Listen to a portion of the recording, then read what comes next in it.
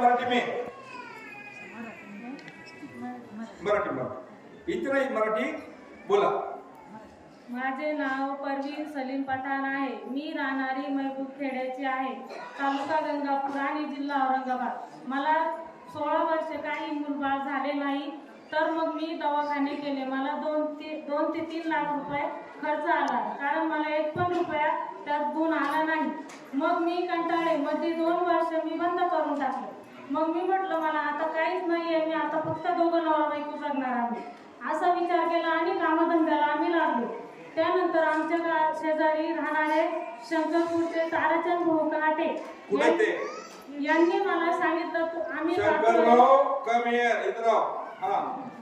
जातोय, तुम्ही पण आमच्या सोबत चाला। मी म्हटलं आमचे घरचे नाही पाठवायचे, तर म्हणे काही नाही होत, तुमचा समाज आमचा एकच आहे।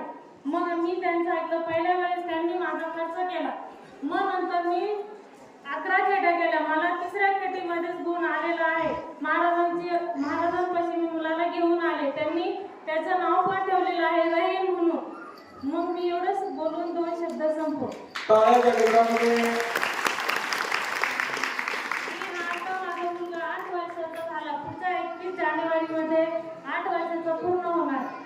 टाळ्या